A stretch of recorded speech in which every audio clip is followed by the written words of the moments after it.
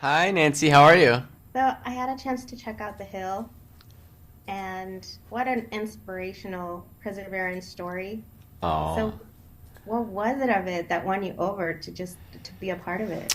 there's so many different factors. I mean, you have a script written by Scott Marshall Smith and Angelo Pizzo. I mean, that's Angelo Pizzo right there. That's a major note. And then you have Dennis Quaid, you have baseball, you have inspiration, you have a true story. I mean, so many key elements to this film. I mean, you could have picked one out of any of those like three or four things I just mentioned, and that could be the reason. But the fact that they all live together and that it's all one opportunity was like a dream come true for me. Now, I'm sure for each project, it's a passion, it's your baby, your child. But is there a different feeling when it comes to something that's, like you said right now, based on a true story? I think so. I think that there's a level of like responsibility that you feel as an actor, as a filmmaker, to do it justice, to bring it on the screen truthfully, and hopefully that whoever the story is about. In this case, it's Rickey Hill. Hopefully that Rickey gives his approval at the end, which he has. So that's amazing.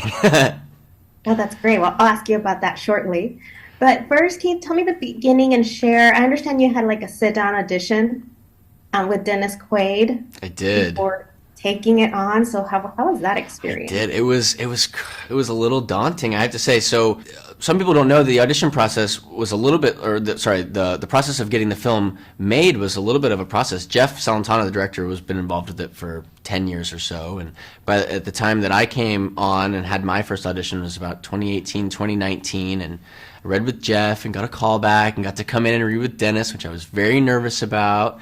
I remember my scene was very emotional with Dennis. It was one of the key scenes in the film, and at the end, I was nervous during it, and I did my scene, and then at the end, Dennis gave me like a wink and like a thumbs up, and then told me I did a good job, and I was like, oh, I can relax now.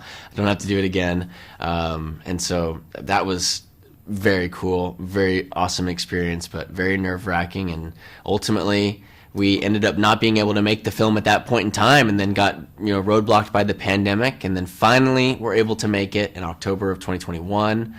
So it was just a very long process, but ultimately it was God's timing. So You know what? It was God's timing. Can you tell me about the process of learning to look and play the professional sport of baseball? And did you have to have a stunt double for any of those hits? yes, I did. I did have a hitting double.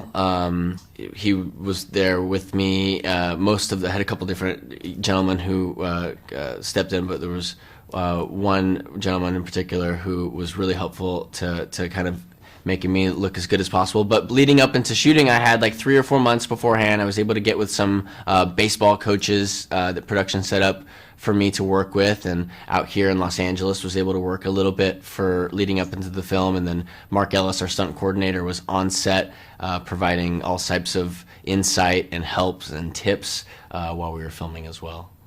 Speaking of while you were filming, what was the experience getting into that cinematic experience of the 60s and 70s, and not to mention the vehicles? Yeah, isn't that cool? I love getting to like pop on the wardrobe. I think it lends to the character. I think it makes it so much easier to kind of step into your character if you're putting on an outfit that you wouldn't normally wear, whether it's period or just a different style. And you get to drive one of those vehicles. Yeah, I gotta drive a '71 Mach 1 Mustang, which I'm a huge classic car guy. I actually own a '60s Mustang myself, so I was felt right at home.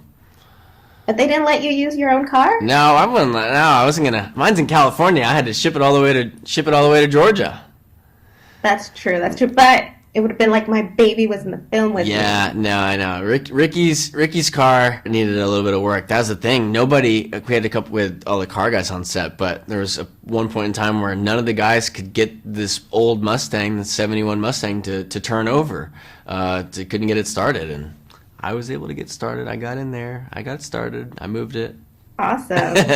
So, right now, you did mention Rickey Hill. You got the thumbs up from him. So I take it you did have interaction with him. Yeah. What did you learn about him? Yeah, Ricky was lucky enough to be able to be with us through some of the filming process. So I was able to get with him a couple days before we started filming, and then he would pop by and stop by a set. So it was pretty exciting when he would come by, and it was great. Like, he would just sit down, and there was a lot of stuff on the written page that we all knew, but he would come and he would share stories, tell stories about what it was like in this particular scene, or what he was doing the day before this scene happened, or whatever. So it was cool to get the behind the scenes on the scenes, from Ricky. Was it intimidating when he was around? Only no, because of how friendly and like energetic he was. He had this energy about him where, like, if he was on set, you almost kind of knew about it because you could hear some people laughing from 100 feet away, and you're like, oh my gosh, Ricky's telling a story over there. So no, he made everybody feel very comfortable all time. And you got to play with a phenomenal cast. Obviously, we already mentioned Dennis Quaid, but who else was one of your highlights to work with? Oh my gosh, I can't just pick one. We got Scott Glenn and Bonnie Bedelia, JOELLE CARTER, and country music icon Randy Houser. That was okay. I would say, I was starstruck when I work with other actors and things like that I look up to, but Randy's music, I was a fan before, so like I was really nervous to talk to Randy because he's so cool. It was just everybody, I just felt like I was surrounded by tons of people that I could learn from, tons of people that I admire, and that just added to the whole experience. Now, I'm sensing you're a man of faith. Yes. Based on your charm. Yes. How much did you get to learn based on the script? Because faith is a part of the dialogue here. Yeah, absolutely. I think I went through my own trials and tribulations in my life. Like, I grew up in the church. I went through my life of being a teenager and going to high school and doing, things that high schoolers do. And I ultimately kind of came back to my faith in that high school era and kind of rediscovered what it meant to be a Christian as a young adult.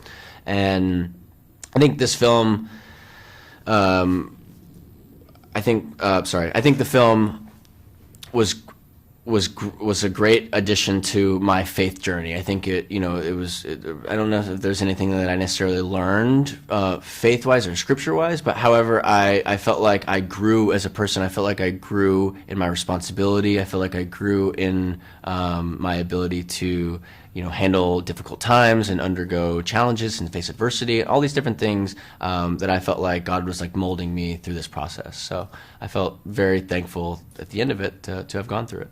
I can relate with you. Sometimes we get involved with life and then we get a little comeback reset. Yeah, I think it's that foundation that I think it's so important. Like, my parents set for me, and that I was lucky to have, and my friends in my community and all that stuff. It's like ultimately, everybody finds their own way, and everybody's path isn't linear.